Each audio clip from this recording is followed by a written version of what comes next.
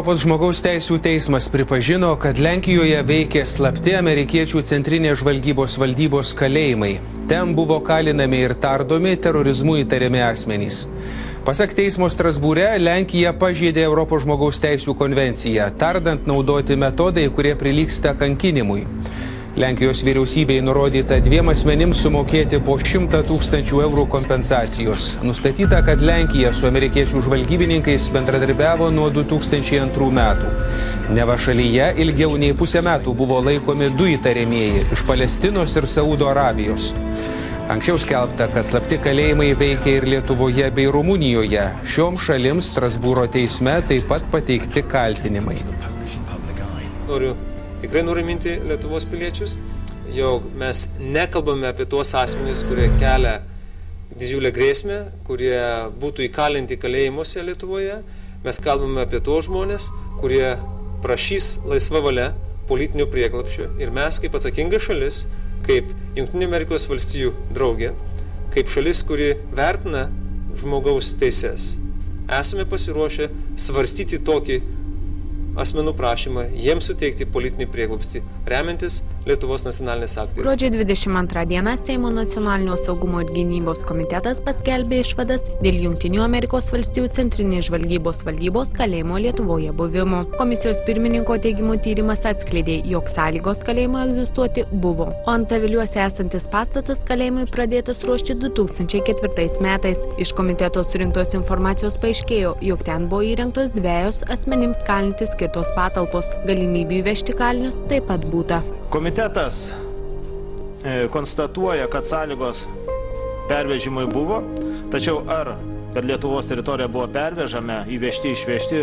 CŽV sulaikyti asmenys mes nenustatėm. VSD generalinio direktoriaus pavaduotojas Dabašinskas su generalinio direktoriaus Arvydo Pociaus žinia mažiausiai 2 kartus sudarė galimybę JAV pareigūnams nekliudomai patekti prie orlaivių.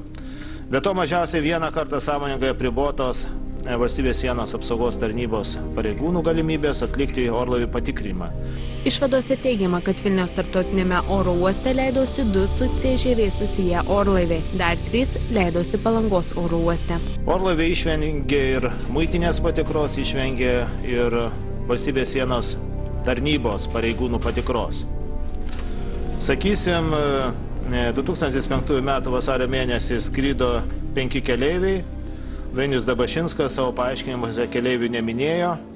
Muitinis patikrinimas orlaivio nebuvo atliktas. Jis mini, kad buvo iškraunami kažkokie kroviniai, bet muitinė jokių žinių apie jokius krovinius neturiu. Komisijos duomenimis apie tai žinojo buvę valstybės saugumo departamento vadovai Mečys Laurinkus ir Arvydas Pocius, taip pat VSD generalinio direktoriaus pavaduotojas Dainius Dabašinskas. Tačiau apie tai nebuvo informuotas nei vienas aukštesnio rango pareigūnas, juolab tuometinis šalies vadovas. Dėl to generalinė prokuratūra ketina pradėti tyrimą, ar šie asmenys nepiktnaudžiavo tarnybinę padėtimi ir neviršijo. Gvantanamo įlankoje Jungtinėms Amerikos valstijoms priklausantis kalėjimas yra jautri tema. JAV kariuomenė davė leidimą naudoti šią filmuotą medžiagą, o žurnalistų ekskursija karinių jūrų pajėgų bazėje buvo griežtai prižiūrima. Kai kurie aukšti Gvantanamo kalėjime dirbantis karininkai teigia, kad kartais kritika šios vietos atžvilgiu neturi jokio pagrindo.